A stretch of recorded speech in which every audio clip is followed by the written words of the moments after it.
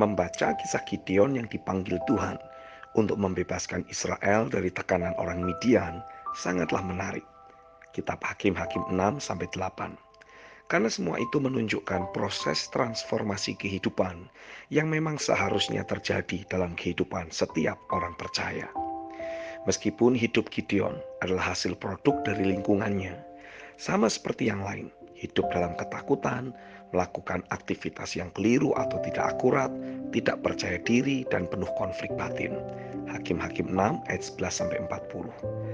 Alasan Tuhan memilih Gideon, terlepas dari aspek kedaulatannya, adalah karena dalam hati Gideon terus tersimpan firman. Hakim-Hakim 6 ayat yang ke-13. Message tentang penyertaan Tuhan atas Israel terus tersimpan dalam hati Gideon. Dan message itulah yang Tuhan bangkitkan kembali saat ia mengunjungi Gideon. Hakim-Hakim 6 ayat 12-14. Saya meyakini bersamaan Tuhan sedang terus melatih umatnya untuk dia bangkitkan menjadi generasi bintang di langit, menjadi tanda dan alamat bagi bangsa ini.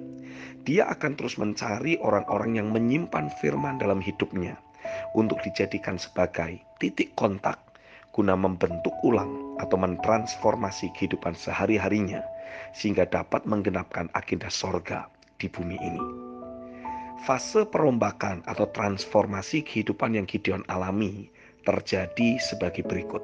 Yang pertama, Tuhan menghidupkan kembali firman yang tersimpan dalam hidup Gideon dan menjadikannya sebagai backbone dalam mentransformasi hidupnya.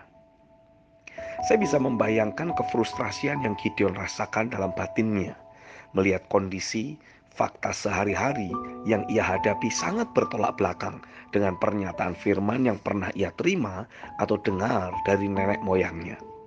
Dahulu Israel disertai Tuhan dan selalu berkemenangan dalam peperangan. Tapi sekarang Israel justru ada dalam penindasan orang-orang Midian. Saya yakin bukan secara kebetulan malaikat Tuhan menjumpai Gideon dan berniat memakai hidupnya untuk membalikkan keadaan yang ada. Pasti dikarenakan Gideon masih terus menjagai firman yang pernah ia terima. Demikianlah yang sedang terjadi saat ini.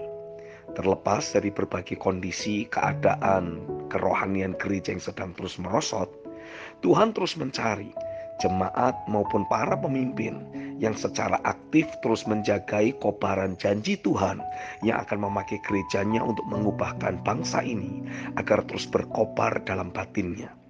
Memutuskan untuk tidak menyerah atas situasi atau kondisi dan fakta buruk yang sedang mereka hadapi dalam kehidupan sehari-hari. Belajarlah untuk mengenali jenis janji Tuhan yang hingga sekarang terus berkobar dalam batinmu. Jika janji Tuhan yang pernah engkau terima sudah sedemikian tertimbun oleh banyak kekecewaan atau kefrustrasian, mintalah untuk Roh Kudus membangkitkan kembali janji firman tersebut agar berkobar lagi dalam batinmu. Adanya janji firman dalam kehidupan kita adalah merupakan titik kontak yang akan Tuhan pakai untuk mereformasi atau membentuk ulang hidupmu di dalam Dia. Saya yakin pada musim rohani ini, sekali lagi Tuhan akan mencurahkan roh-Nya untuk menghidupkan kembali setiap janji firman dalam hidupmu yang sudah terkubur oleh kekecewaan, kefrustrasian atas berbagai fakta dan kenyataan negatif yang terus terpampang di depan matamu. Teruslah percaya dan berjalan bersama Dia. Amin.